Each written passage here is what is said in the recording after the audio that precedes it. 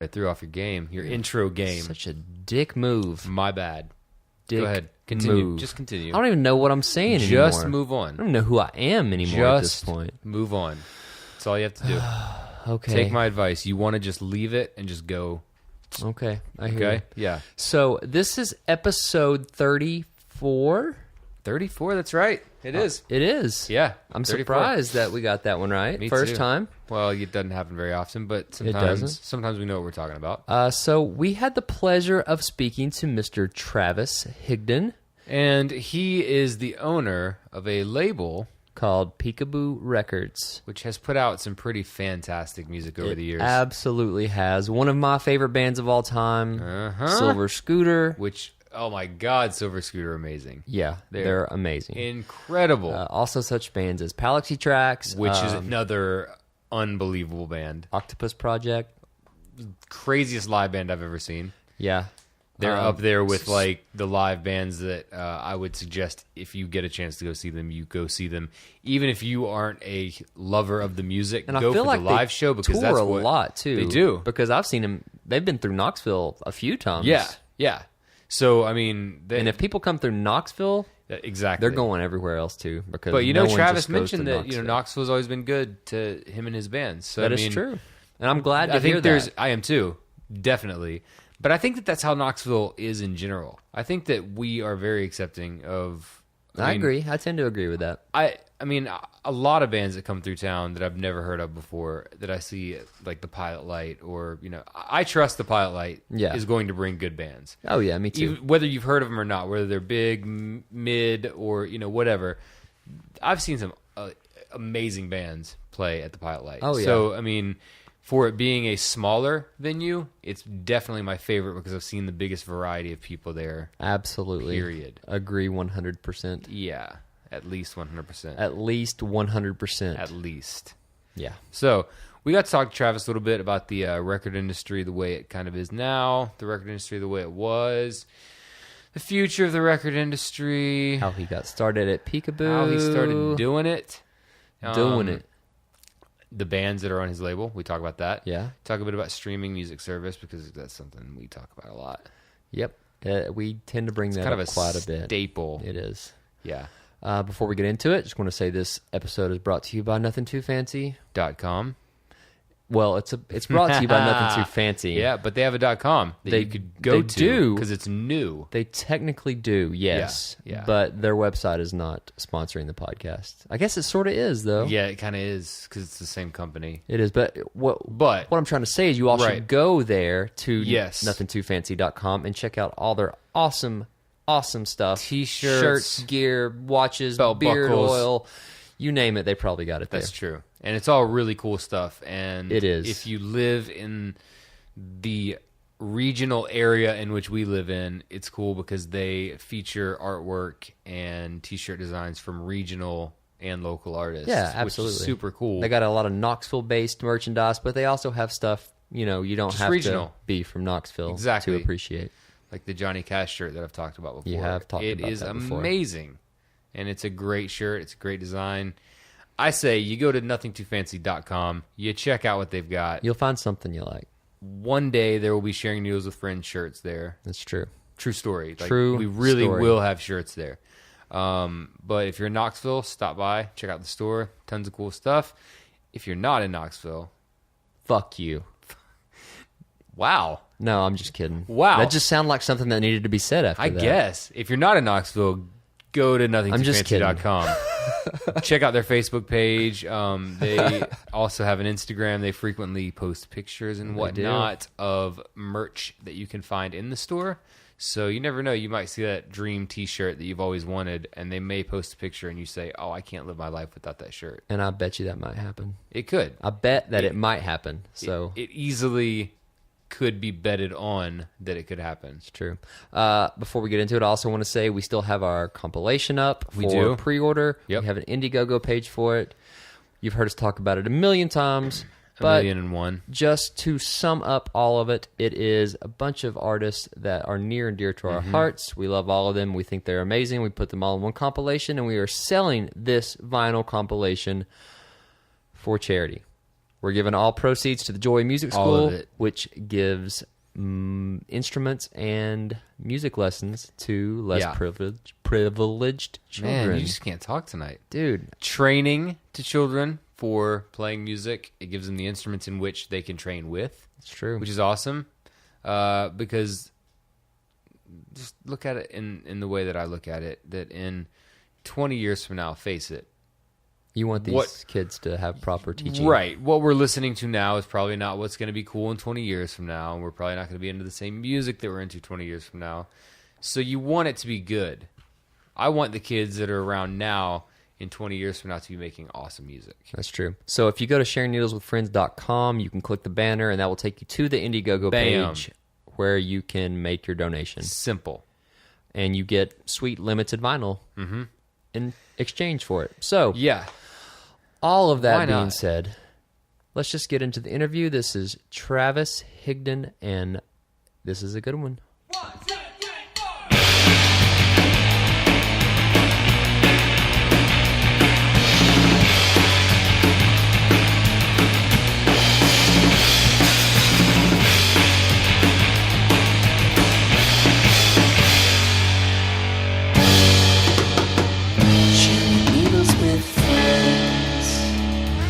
So, hey Travis, how you doing? Nice to meet you. Let's start this podcast. What do you say? Yes. So this is like the first few seconds that we've been talking, period. We haven't had any kind of technical difficulties or anything like that. None whatsoever. None whatsoever. First of all, thanks for doing this with us. When we were talking to Judy Greer, and she mentioned that she knew Travis from Peekaboo Records, and we needed to talk to him because he was super awesome. I was like, holy shit. We should talk to him. Silver Scooter. Yeah. That's like one of my favorite bands in the entire world. So I was excited to hear that. Did you see them play in when back in the day? No, I never got to see him play. Unfortunately, I really don't know. I'll try to think about this today. I know exactly what the first song of theirs I heard was, but I don't remember the context of how I heard it. I know the first one I ever heard was Riverbed and then Beating. And since then, I was hooked. I guess those were both off of the other Palm Springs. I was in a small... I don't know. Yeah, they played in Knoxville a bunch. Knoxville's... I emailed you guys. Knoxville's always been good to the Peekaboo bands. I remember playing there in the Kiss-Offs, and the Octopus Project has played there a number of times, and everyone always had a great reception in Knoxville. Yeah, I've gotten to see the Octopus Project at the Pilot Light, actually, and they're a fantastic band to watch live. They're incredible. Yeah, they're awesome. A lot of stuff going on during their set. Yeah, it's crazy. And it seems like I know that maybe like 3 or 4 times they've come through the Pilot Light that I know of. Yeah. So yeah, they definitely frequent this place quite a bit. So let's talk a little about Peekaboo. How did it get started, and when did it get started? It was about 95, right? Yeah, coming up on 20 years. So I was in some friends and I started a goofy garage band, and I didn't know how to play an instrument at the time. I was just excited to be in a band and getting on stage, and I learned how to play guitar by playing along to our first single. Oh, nice. Now, was this the Kiss-Offs? This was the 145s. Okay. But my friends and I were doing a fanzine at the time called Peekaboo, and I wanted to document the band, thinking that this was the only thing I would ever do musically. I scraped together a few $100 and released a 7-inch with a couple of songs on it, and one thing led to another, and the 7-inch ended up getting a really good review in Maximum Rock and Roll. Nice. Got picked up by Estrus, which was a huge garage rock label at the time, and ended up repressing it several times, and then had a little bit of profit. So I used that to put out a friend's band, and before long, I had several singles out, and my vanity label that was created just for the sole purpose of putting out 145's record was becoming a legitimate label. Yeah, man, that's awesome. That is really awesome. So cool that it's got such an organic start. Yeah, because we've actually been toying with the idea of doing the same thing. We're putting out a compilation here in the next few months, but we started thinking, how cool would it be if we were able to actually press music from our, friends' bands and bands that we love personally and put them out. Like, is it feasible to do? Yeah, I think it's just really just finding a way to not lose money. Right. Breaking even is totally cool, but losing that's a tough one. Breaking even was always my goal. I think losing money is the traditional model. Yeah. Mm-hmm. That's true. That is true. Yeah. Especially nowadays, I think I don't really know. Honestly, this is probably not what you want to hear, but I don't know that we like to hear everything. Yeah, give us the dirty truth. I don't know that there's really a place for record labels in 2014, 2015 as much anymore. I mean, that makes so much sense that it's ridiculous. I mean, you don't need anybody. I think I heard something, or I read something a couple of days ago talking about how a recording was going to be $650,000, and I started thinking, okay, first of all, no, that's way too much. Second of all, I'm not going to say that my record is going to sound as good, but I have enough microphones and I have things here in my own home studio that I can record myself that I think sounds pretty good. And then if I get it to someone who knows what they're doing as far as mixing and mastering, I'm wondering where the $650,000 to record a record comes from. Yeah. I mean, yeah, you can do everything yourself now. I mean, there's certain steps where it's going to sound better if you go the professional route and, use somebody that knows what they're doing with professional. Exactly. But you can get by doing a lot on your own. And I think especially bands, there's a lot of self-releasing options, and honestly, there's nobody that's going to be more excited about working your record than yourself. Exactly. Yeah, there's totally. no label in the world that is going to put more energy into promoting you than yourself. Yeah, so that is so true, and that's something that we've also been told by one of the artists that we've been talking to. He kind of mentioned the same thing, that the traditional record labels, that they don't care about the release and they don't care about pushing it. But when it's friends of yours that actually genuinely love your music and actually genuinely want that record to succeed, there's more likelihood that a small, 2-person record label could do more than what, a lot of major labels could do for you now, which is kind of weird. Yeah. True. Totally, yeah. I mean, all the releases that I've put out have been artists that I'm friends with, and so I'm invested both financially because it's my money, and also because they're friends of mine, and I want them to succeed. I want the record to succeed, and it's all with every release I put out. It's music that I'm genuinely excited about, so I really want to get it out there. Mm-hmm. I want other people to hear it. That's the whole point of That is exactly why we do this and why we are into it. That's exactly. I mean, like, it's amazing to hear that, because after talking to so many people that are in the industry that I know that are in different parts of the industry, it's like, man, do things really still run that way? Yeah, and it's so hard to believe that people still buy into it. I guess that's my biggest thing with major label stuff, is that people still take the bait. Yeah. It'll be interesting to see how things change over the next 5 or 10 years. I mean, it's already changed so much. Yeah. And just the way that with streaming and piracy and everything else, like I'm definitely seeing a pinch on my small end. I can't imagine as it gets easier and easier to stream and steal content. Like, I wonder, really, beyond music, I wonder about the future of film. Like, oh man, yeah. That's how true. are they going to be able to afford to make movies like The Hobbit and stuff like that in the future when everyone's stealing it? Exactly. That's true. That's my biggest thing, and that was actually going to be a question that I was going to ask you, is what you felt and thought about streaming music services. I have a kind of a love-hate relationship with them. I do as well. More so on the hate side. I much prefer to go to a record store and buy a record and have the ability to listen to it from front to back in the way it was intended to be listened to, as opposed to just being able to skip around. And I feel like when people, I've said this a few times on the podcast, but I had a friend that really, said something that bothered me, and they said that, I've got Spotify, I never have to buy a record again. And that really bummed me out a lot. It's depressing. Yeah, I mean, I understand it from all different angles. As an artist who's created records, I know that there's an intent, a purpose that that record was lovingly put together and sequenced with a very intentional order of songs to create a certain mood or a certain flow. And I mean, even before I started making music as a teenager, listening to records, it bothered me when CDs came out and people started skipping tracks and just their favorite. I always felt like records should be listened to in the sequence that the artist intended. Mm-hmm. But at the same time, I am a modern consumer and I listen to iPods and iTunes, and I listen to Spotify sometimes. Usually it's to explore and discover new music, and if it's something that I like, then I buy it. Mm-hmm. But I just watching my wife's habits and music consumption, she actually said the same thing. She was like, I don't understand why anyone would buy music now that we have Spotify. Yeah. Right.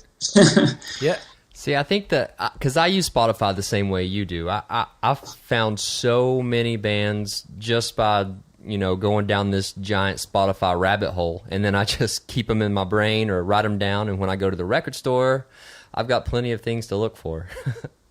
Yeah, I still very much want to curate my own collection and have it on hand, whether it's digital or vinyl or whatever. I want to have it and know that it's there forever and it's not going away if Spotify service disappears or whatever. But it's what I've loved about Spotify is there's a wealth of music that I grew up being curious about, but was never willing or had the financial freedom to just go explore. Yeah. Just like the deep cuts of bands that I kind of was marginally aware of. I don't know. Recent example would be like there's like the whole. I went last year. I went on a whole like Manchester. Deep dive down the rabbit hole of like I read the biography, the autobiography of Peter Hook, and then I read the Smiths book that came out, and then I read Percy's autobiography, and started reading about the Buzzcocks, and it sounds ridiculous, but I never had a Buzzcocks record. I've heard tons of their songs, but I haven't either, actually.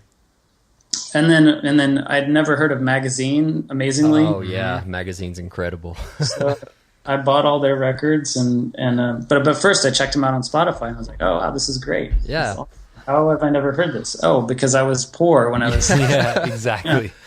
I had the same experience recently, and my justification of Spotify is explaining this. I found a band that is now probably one of my favorite bands that's ever existed, and I would have never heard them probably without Spotify because this stuff was released in the early 90s, but I've become like a giant fan of like all Silkworm stuff. Have you ever listened to Silkworm? I haven't. I know the name. Yeah, well, they're incredible, and they had a bunch of good albums in the 90s, and a few of the guys still play in a band called Bottomless Pit, and they're really good as well. But I found that from just diving through a rabbit hole in Spotify, and that came out, and I was hooked on it. And I agree with that. I did the exact same thing. I actually with the exact same thing as you with Brit rock, because I'm very into all things Brit rock, and I was going through an old Oasis bender where I was just listening to all of their, first, 3 or 4 records over and over and over and over and over.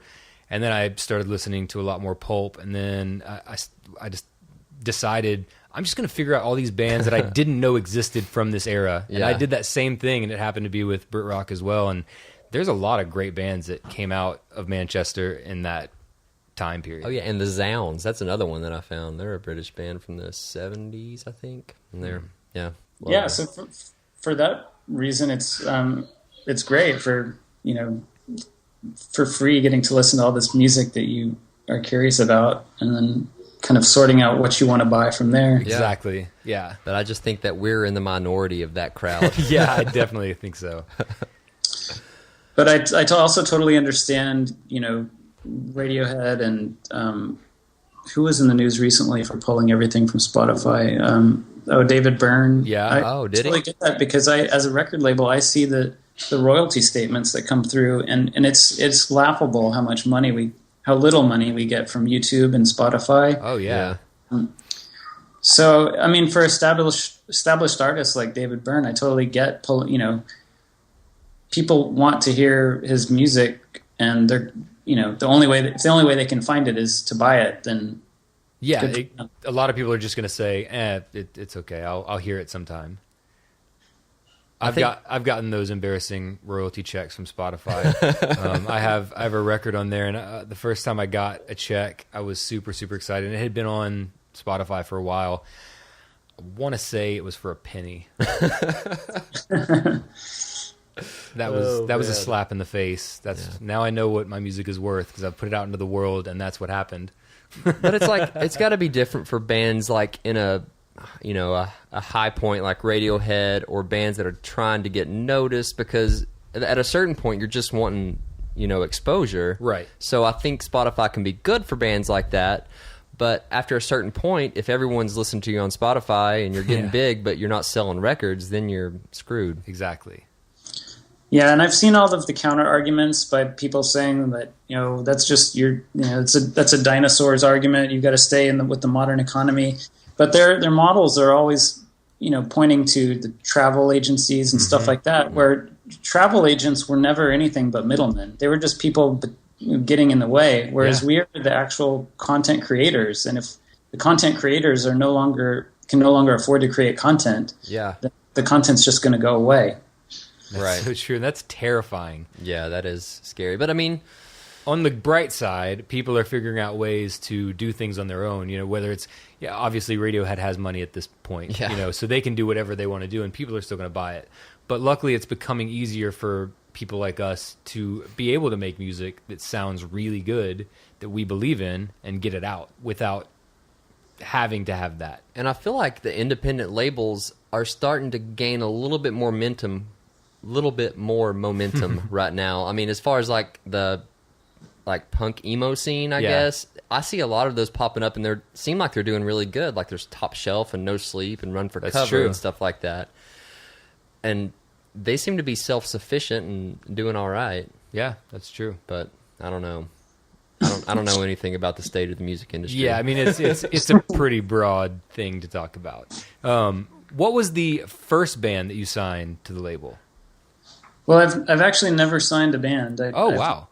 Never had a contract. The only contracts I've ever dealt with were licensing contracts when licensing records to foreign labels. Yeah, yeah. Which actually, now that I think about it, I didn't have the legal authority to do, since I didn't have contracts to begin with. Do we need to cut this part out of the conversation? But yeah, all the bands I've dealt with have been people that I trust. They're my friends, and we have a handshake deal, and it's worked out so far. That's awesome. So the 145s, that was the first band you were in, right? Yes. Okay, and that's what started the label out. What was the first release you did after that? My second release was my friend's band, the Teen Titans. Yeah. And then the third release was actually a single for Silver Scooter. And then we get to Silver Scooter. And I think Silver Scooter is an important kind of milestone for Peekaboo Records, because that was actually the first band. That was the first full album that I put out when I put out their LP. Yeah. And I actually, went down to the bank and got a small business loan and became an official business. Nice. And actually took a legitimate risk. It seems crazy. It seems crazy to me now, looking back at it, because I think I borrowed $10,000 from the bank to get that record out. Oh wow! Which is absolutely insane. I was in college. I had no idea what I was doing. And it could have just totally tanked, but somehow it worked, and I paid off the loan, and they extended my credit and gave me an even bigger loan. Sweet. So I put out 2 records the next year. Oh my god! And then just kept going from there. That's incredible.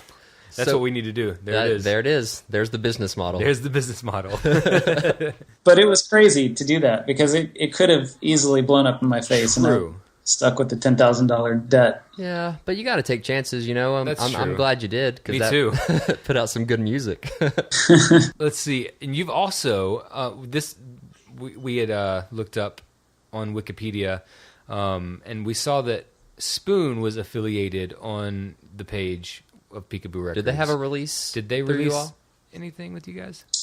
Yeah, I put out a single for Spoon in, I think, 1998. And before that, I put out a solo record for Britt Daniel. Oh, cool. Oh, nice. Under the pseudonym Drake Tungsten. Oh, that's awesome. I'm going to have to try to find that. Yeah. Yeah, those are both good releases. I put them up on iTunes. You can get them digitally. The vinyl is long out of print. Yeah. But, good luck finding that one. Yeah. Check Discogs. I'll put it in my want list. Yeah. So do you, I mean, I know the answer to this already, but do you prefer vinyl over other formats in general? Not necessarily. Yeah. It's, you know, I've gone through different phases. I was super into vinyl in the 90s, but that's when I was in college, and most of the music listening that I did was in my apartment or at friends' apartments, and it was, you know, while we were drinking beer during our free time. And then once I graduated and got into the workforce, I was still and still am definitely into vinyl, but the way that I consumed music changed because I've been a programmer for that's what I do. Yeah. And so the way that I would consume music is through my headphones on my computer at work. Yeah. So at that point, it started to become frustrating to me to buy an LP and to only be able to listen to it occasionally at night or on the weekends. Yeah. Yeah. So my buying habits completely shifted to buying most of my music on CDs. And then if it was a really special release, or honestly, it was mostly if it was like a punk rock record. Mm-hmm. For some reason, to me, that had to be on vinyl. Yeah. Yeah. And then also thrift shopping. You know, anything I picked up in a thrift store. Oh yeah, definitely. I mean, I've got a pretty hefty relationship with iTunes. I mean, yeah. I buy a lot of music through iTunes. If it's, you know, whether it's a record that is not in print at all. Sometimes I just forego the CD process altogether and just go straight to iTunes. Most of the time, actually. Yeah. Like if I'm not buying a record, that's what I buy. I don't even buy CDs anymore. It's been weird how long it's been. I know. I can't remember the last time I bought a CD. It's crazy. Yeah, nobody buys CDs anymore. They're worthless. Exactly. Yeah, they're just coasters. It's really weird though, because I mean, yeah, you've got your iPhone or, you know, whatever your phone you may have that is a smartphone of some sort, and you can probably go somewhere and buy music directly onto it. So you have that luxury, because I used to do that a lot. I used to have a job where I worked in an office, and I had a lot of time throughout the day to where I could listen to music. And I was constantly in search of something like, I'm going to go to iTunes today and just buy 2 or 3 records, something that's brand new to me that I've maybe never heard. And so this was, I guess, maybe right before Spotify came out. And I would just go and buy records, and then I would have them to listen to. It's weird. And I probably wasted a lot of money that way. But, you know, I did it. You got any new bands you've been listening to recently that you're into, or any new releases coming out on Peekaboo anytime soon? I do have a new release coming out on Peekaboo Records later this year, or possibly early next year, for the band Palaxy Tracks. Awesome. Yes. They've been quiet ever since, I think the last record came out in 2005. Was that Cedarlands? That was 12 Rooms. Oh, okay. Yeah, and that was 2005. God, that's been forever. But that record still, I actually just listened to it yesterday. Yeah, I've been still sounds current on both of those records. Like it could easily be a record that's current. And so if they'd never changed their sound whatsoever since 2005, it would totally make sense to me. Well, what happened was the primary singer-songwriter band leader behind Palaxy Tracks has been moving around a lot, and I think after that record kind of disbanded the band that he was playing with at that time, and moved around the country, kind of put music on hold, and then just this year or last year somebody asked him to contribute a song to a compilation, so he dusted off an old song that he'd written I think right after that record, and I think just the creative process, kind of just flowed out of him, and he wrote like 18 songs. Oh, geez! Started recording them, and now there's a record, and it's great. That's awesome. And I'm honestly very excited about it. I am too. I hadn't heard him until I looked him up the other day when you had mentioned Palaxy Tracks, and it's like it feels like one of those bands that are just meant for me to love. It hits every single one of my musical emotions. That's true. Because Derek listens to a lot of stuff that whether it is actually from the 90s or it's now and just has that 90s feel and vibe, which that record just had this. I don't even want to say the word grunge because it's not even grunge. It's not grunge at all. No, it's not. But it has this like... It's just got something. It has this feeling that to me I always put with an emotion. Yeah. And like just an overall feel in general of music that I love. Silver Scooter has it too. Yeah. They've got that same feel. Of course they weren't predominantly in the 90s though. Right. And so that makes complete sense. But I don't know. They're one of those bands that when I hear them, I associate them with a feeling, and it's always a good feeling. And it's not necessarily a feeling of a certain time, like personally a certain time, but like it just reminds me of this era, I guess. Yeah. That I kind of put all these bands into. Yeah, I get what you're saying. It's kind of that emotional, kind of sensitive, but really meaty sounding. I don't know, for lack of a better word, indie rock sound. Yeah. Exactly. With the crunchy, distorted guitars, but sensitive singer. Yeah. The singer, by the way, Brandon Durham is his name. He's an incredibly talented guy. He's not only a great musician, but a great artist and also a great web developer. He lives in New York now and works professionally as a web developer. So is this Palaxy Track stuff, is it incorporating the members that were in it before it disbanded, or is it just mainly a solo project? It's mainly a solo project. There's some people involved in it that were in the original band. But I think mainly one of the guys that was in the original lineup of Palaxy Tracks, Ted Show, now lives in Chicago, and he's a producer. So Brandon flew to Chicago to do the recording there with Ted, and they have a long history together, working together, and he felt like he could trust Ted, and also Ted's a really talented musician and producer as well. Yeah. So he just made sense. Yeah, and actually, pertinent to this podcast, I'm putting this. This is the first release that I'm putting out only on vinyl and digital. There's not going to be a CD release. Oh, okay. Awesome. Circling back to the theme of CDs being dead. I mean, it's literally a waste of money to press a CD these days, I think. I agree. Because people are either going to, as you said earlier, steal their music or have a streaming service of some sort, or there are people like us that like to buy music that buy vinyl. Yeah. That margin of CD purchasers has shrunk dramatically. Oh yeah, and if 90% of the time these days, if you get vinyl, it's going to come with a download card. So that's like the best of both worlds. Yeah, that was what shifted my whole music purchasing back to vinyl. Was that once you could get the download code, well, that changes everything. Yeah. Now I can listen to it at home and on the go. Whatever. That's a really lame thing to say. I can listen to it on the go. No, I get it. I'm totally with you on that. Once vinyl records started including download cards, that was when game changer. It was a game changer. That was when I pretty much shifted to just buying vinyl and not even having to go to iTunes unless those small circumstances that what I wanted I just couldn't find on vinyl. I find it incredibly frustrating these days. There's still certain records that you buy, and it'll be like a $30. I know exactly. No download card. It's ridiculous. Yeah, like it seems like the more expensive the record is, the more likely it's not going to have a download code for some reason. It's crazy. It is, and that has happened to me a few times recently. Oh, do you have this problem as well, Travis? Do you have a stack of download cards that just haven't been entered in yet, like I do? I don't currently, but I have had that problem in the past. Man, I swear it gets like intimidating after a while. It adds up. If you,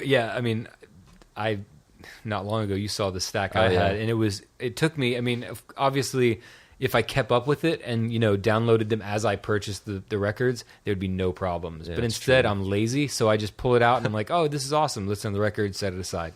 Listen to another record, set it aside. And then, 2-3 weeks later, I've got like 10 of them that I need to try to find time to download them, because then I realize they're not on my phone and I might want to listen to them in my car. Yeah.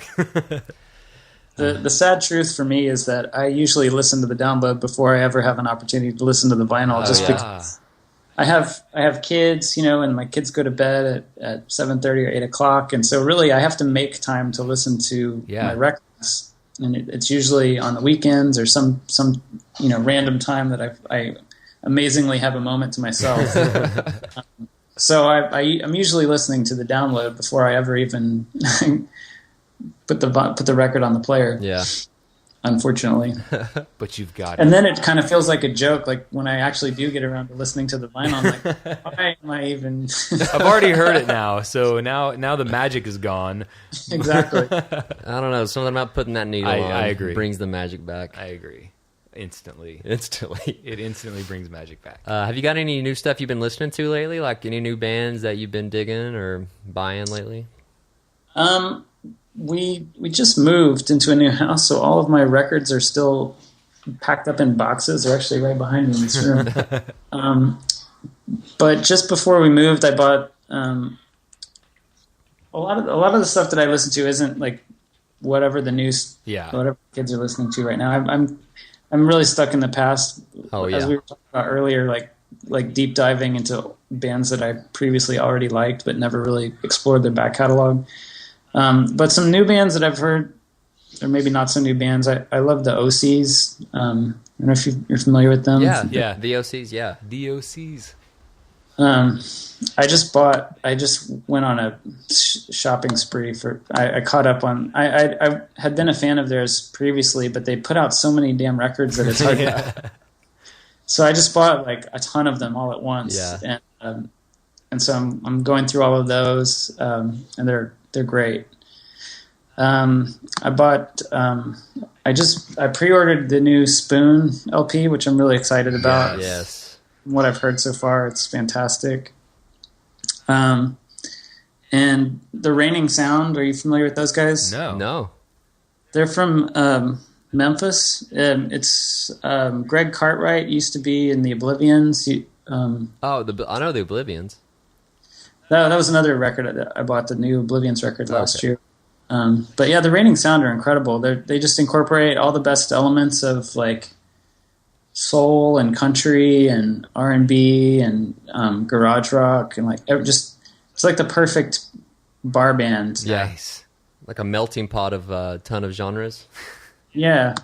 And it's done really well, and they I think most of their records have been on Sympathy or In the Red Records, and they just got signed to Merge. So Merge is putting out their new... Sweet. I love that label. Yeah, I do too. It seems like most things that Merge put out are pretty great. Yeah. It's really awesome to see Merge emerge as the reigning indie label. Yeah. And what happened to Sub Pop? Are they still around? Yeah. Actually, I just got a record yesterday that came out on came out yesterday, which was Tuesday.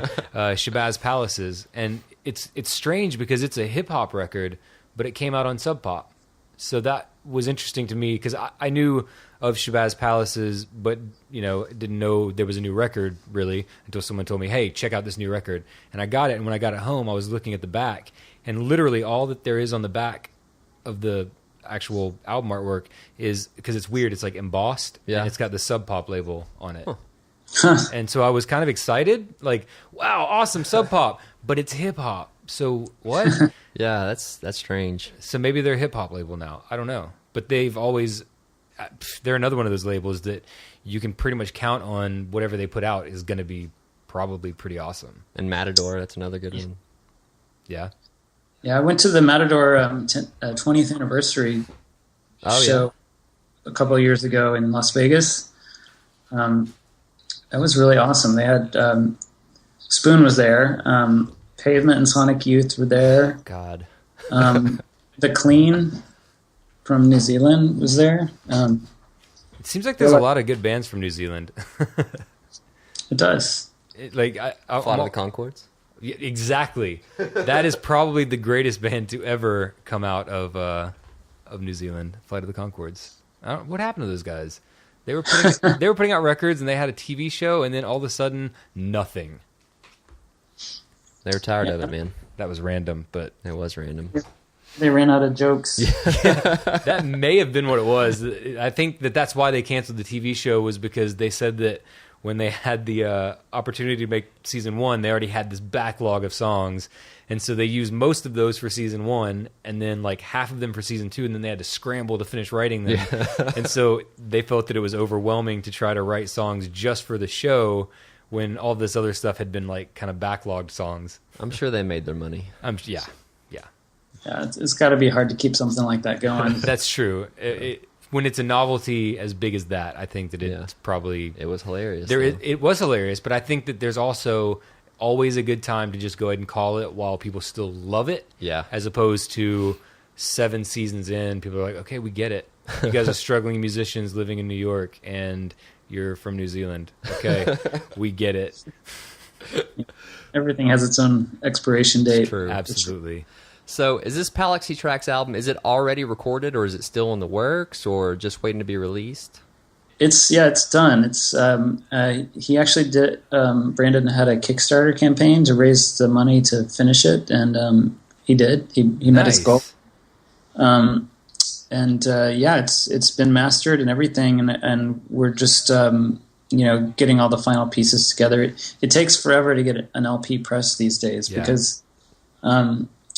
With the advent of the CDs in the 80s and the 90s, a lot of the vinyl plants closed around the country. Mm-hmm. So there's only I think you could probably count on one hand the number of record pressing plants that are still in operation. And since vinyl is having this huge resurgence right now, they're overwhelmed. Mm-hmm. And there's like a 3 to 4 month delay on, when you send something in to get pressed. Yeah. There's a 3 to 4 month turnaround. And that's sad. Good to know. Yeah. But I mean, that makes sense, because the only two that I can think of, I think of United Record Pressing in Nashville, and then Pirates Press, which is in California? It's in California somewhere, I believe. But those are the only two that I can think of, and my last band did a record through Pirates Press, and it did actually take a little while. It wasn't a crazy amount of time, but it actually did take longer than I would have assumed it took, after saying, here's the money, here's the masters, bring it. And then it was kind of waiting. Oh, hey, we got test pressings. Okay, cool. And then waited more, and then we got the records. Yeah, I think every one of the records I put out in probably the past 10 years has been the vinyl. We had a release date. The release date came and went, and the vinyl was released afterward, which is just really painful, especially when you do a pre-order and all the customers have given you their money beforehand, and then CDs are shipping, and they're still like, wait, where's our vinyl? Exactly. Yet another thing we've dealt with. But I mean, I've noticed a lot more bands, and I'm wondering if that's the reason. I've noticed a lot more bands now doing that, where they basically have pre-orders for their records. But you can usually download the album early, though. Yeah, there's that. But I'm wondering about the pressing itself. Right. Like if a lot of artists are doing it because of that, just saying, hey, it's up for pre-order, and then that pays for a majority of what people are going to actually buy. And then so they get them pressed, and then have more money to get more pressed later if needed. Yeah. I wonder if that's... The truth is, pre-orders is just a way to get the money in your hands before, I don't know, just as soon as possible. Right. Like, if there's any, now you're seeing just tons of gimmicks around pre-orders. Mm-hmm. Like, pre-order now and you get, 2 extra downloads, or a special booklet that's not going to be available for anyone. And I've always thought that was totally transparent and a money grab. But I'll be honest, we did that with the last Octopus Project record. We had a special pre-order package bundle that had a bunch of cool stuff, like a ViewMaster with a special slide. That's awesome. That you could only get with the pre-order, and it totally worked. A ton of people bought the record before it came out, and we got the money, and that's awesome. That's what we needed. Yeah, and so I'm sure that's extremely helpful, because that's what we're trying to do now, because we're putting a comp out on vinyl, and we're donating all the money to this charity and all this good stuff, but we're putting an Indiegogo page up right now for it, and that's what's paying for the record. Yeah, Hopefully. hopefully that's what's going to pay for the record, or else to the bank we go. Yeah, and we'll get that $10,000 loan like you got, and yeah, I mean, I think the idea with the pre-order is you want to get the money from people while they're excited about it, and once it's out and they've heard it, and they might still be kind of excited about hearing it, but they lose momentum, and just the follow through of actually, I have to go online and click something and put in my credit card information. That's too much work. Yeah, attention spans are not what they used to be. No, they're not. I know mine's not. Yeah, I mean, I don't know. Jack White can make a record in seconds from his phone booth. Well, that's true. He can. We should just go that route. Yeah, we should find one of those. Aren't there only a few in existence? So. Yeah, we're not. Are you talking about that record he did in like 3 hours where he recorded it? Yeah. Well, they've got that phone booth at Third Man that you can go record a song on, and it presses a 7-inch for you. Oh, okay, that's cool. Yeah, it's really. I want to go do it. We just need one of those, and then we would have to have them do the same take over and over enough to get 500 7-inches of the exact same thing. Yeah, we can do it. Yeah, it's doable. There's a lot of stuff that Jack Black can do because he's Jack Black. I know. That is true. That's very true. Nobody else could get a record pressed in 3 hours. No. But the thing is, if you have the money, anything is doable. It's true. And I'm sure he's got a little bit. We just need the money. Oh, yeah. That's true.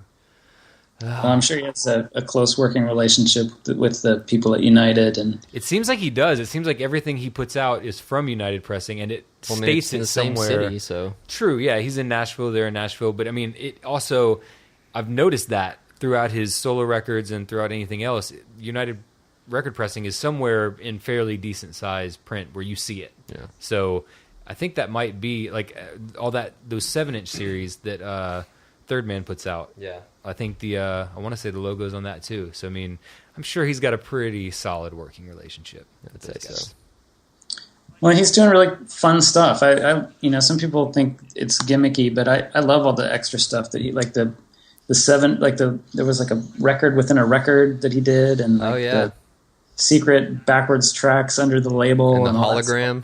Yeah, the little angel spinning around. Yeah, I mean, I'll admit I bought that record because of all of those little things. Yeah, and I will admit they are gimmicks, but I like them. Yeah, I like those gimmicks. Yeah, it's a creative exploitation of the format. Yes. Yeah, and he's doing his part in trying to bring vinyl and stuff like that back. So I mean, I applaud him for it. I agree. We did some cool things on the Octopus Project.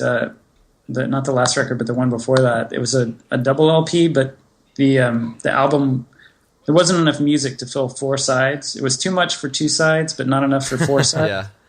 So we had a whole 4th side, and I didn't want to just put out a blank side, and I didn't want to do one of those like etchings. Yeah. Where, they draw. I feel like that's kind of boring. So I was just looking into what other kind of cool things could you do, and we were talking about maybe doing like a bunch of locked grooves. Ooh, that would have been really cool. But then I found that my mastering guy can do this thing called roulette grooves, which I don't know if you've ever seen this before, but basically they're grooves within grooves. So every groove starts at the outermost point of the record and spirals in, but they're not parallel, but they're concentric or whatever. Yeah. So depending on where you put the record down on the needle, you'll get a totally different track. Oh, weird. Whoa. How many were you able to fit in that? So we did 10 tracks. Oh my God. They all resolved into the same final locked groove at the end. Oh my God. That's awesome. What album was this on? This was called Hexadecagon. I'm going to have to own that now just because of that, because Well, first of all, I should probably have owned that record already because I love that band. But that sold me right there. Yeah, that's amazing. I can't wait to experiment with that. I love stuff like that. I do too. That's awesome. Yeah. It's really, I think, the coolest record that I've released on Peekaboo Records. I mean, just the challenge to them to say, hey, can you compose 10 songs that all resolve into the same melody? Oh, wow. And they were like, yep, we can do it. Yep, we got it. I mean, it's all kind of like ambient, ethereal kind of music, but they're all distinct. They're all totally different, and they all end in the same way. Man, that's amazing. That is still available, right? No. Oh, man. It's totally out of print. You'll have to go on Discogs. And then on top of that, they wanted to do some sort of like animation. Are you familiar with zoetropes? No. I don't think so. So a zoetrope is kind of like it's a primitive form of animation. If you imagine like a flip book, like where a picture changes because you draw a bunch of different sequences. Yeah. So imagine a bunch of different pictures in a circle, and then as you spin it, you just focus on one of those images, so it looks animated. Oh, wow. So they built these little zoetropes. There's 10. There's one for each track on the record. And it's a little cartoon, and you cut it out, and you paste it together and put it actually on the record while it's spinning, and it creates a little animation. Oh my God. Incredible. That's a great idea. So we have that in there on top of the roulette tracks, and to make it even less cost efficient, I was really concerned that people would buy it, but they wouldn't make the zoetrope because they'd want it to be collectible and they wouldn't want to cut it up. Yeah. So I put 2 in each record and didn't say anything about it, hoping that people would just think it was an accident, and that their copy just happened to have 2, and they sort of cut one up. But it was actually totally intentional. There's 2 in every single record. That's awesome. Oh man, that is awesome. I've got to find this somewhere. I do too. That sounds incredible. Yeah, that's awesome. That's a great idea. There's a really hilarious video on YouTube that demonstrates it that the band made. You should look up. It's the demonstrational video for the zoetrope. Yeah, I guarantee we'll do that as soon as this conversation is over. Yes. Are Palaxy Tracks doing anything crazy like that for their upcoming release? The Palaxy Tracks record is just going to be really beautiful. The packaging is I forget the name of the artist that he but he had. You can hear my children scream. But he's very meticulous about. It's going to be on 180-gram vinyl. The packaging is going to be beautiful and unique, and it's just going to be a very kind of special package. Nice. That's awesome. I'll have to pre-order that when it is when available. That is pre-orderable. I will pre-order it. Yes.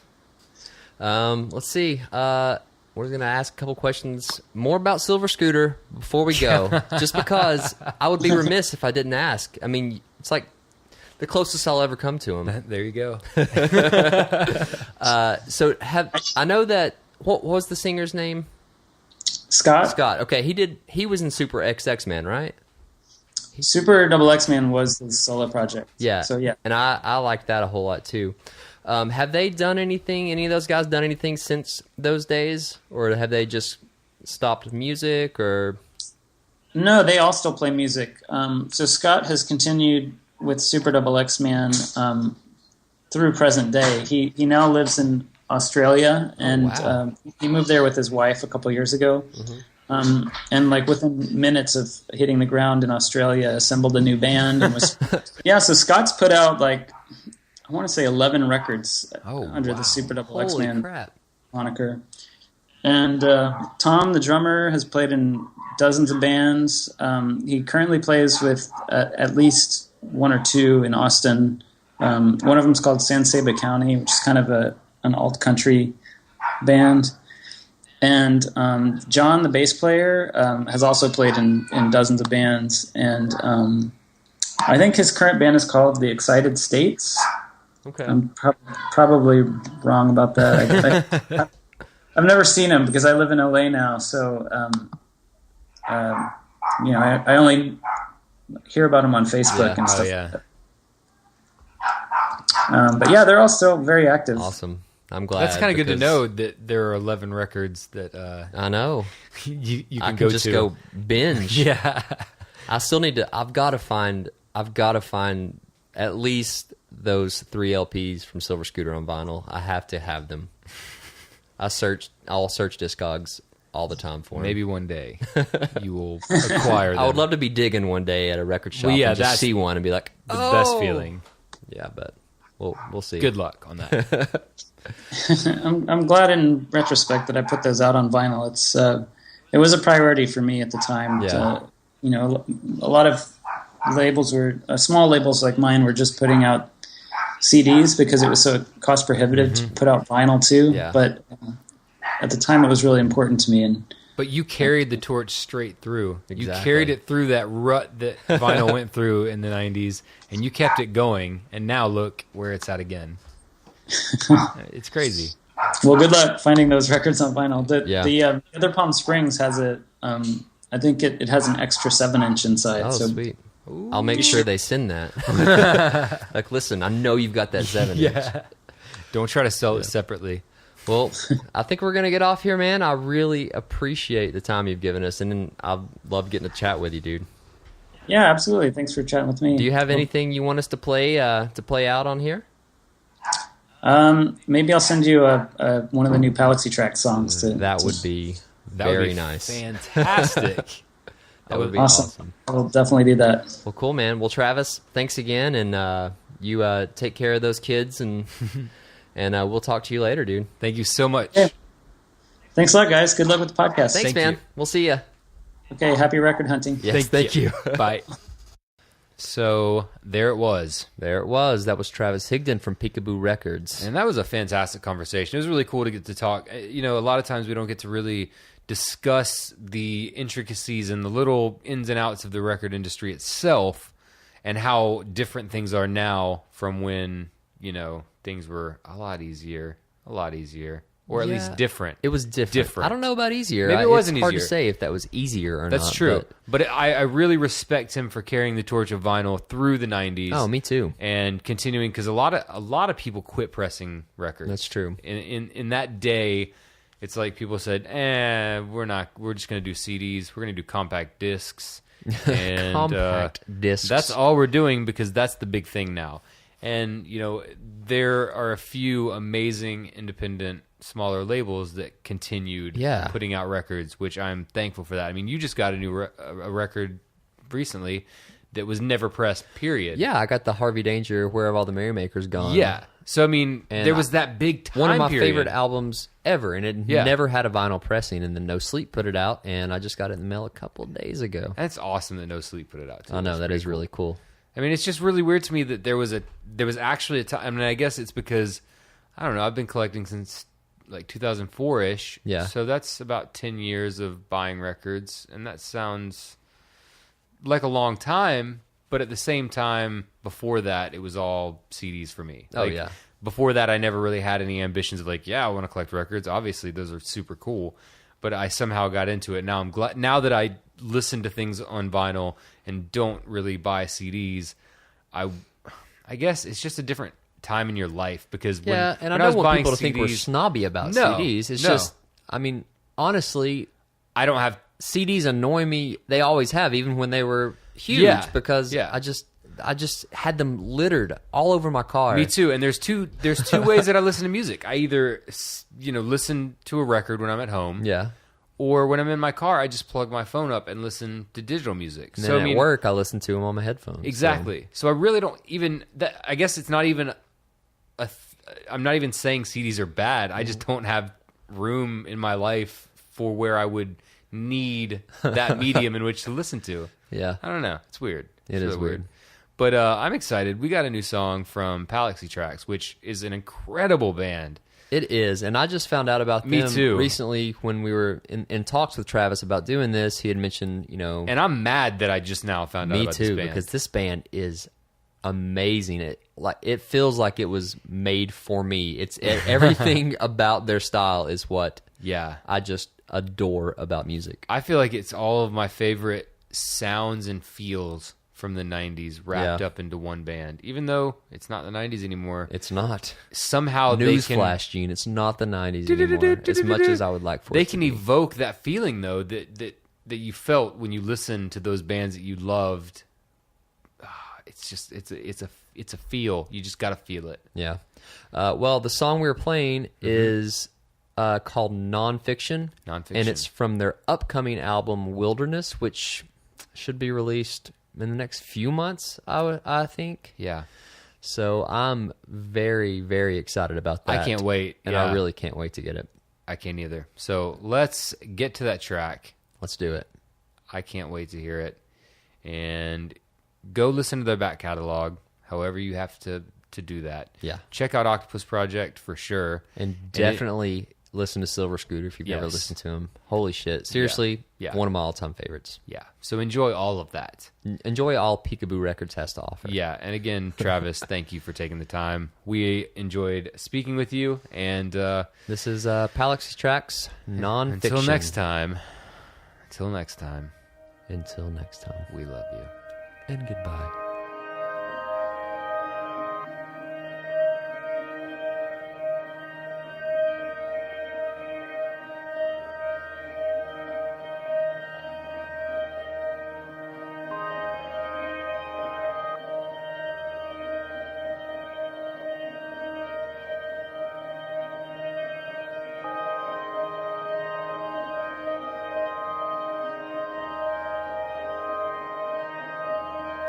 Maybe we can meet again underneath the plum tree. The ground is warm. We can hide from the town, and the night will be ours forever. Hold the meeting of the minds. Or listen for the sound of your lovely voice in the summer. I'll be ready to become a man of nonfiction, but I know it can't be written until I learn to write, and I don't waste my time.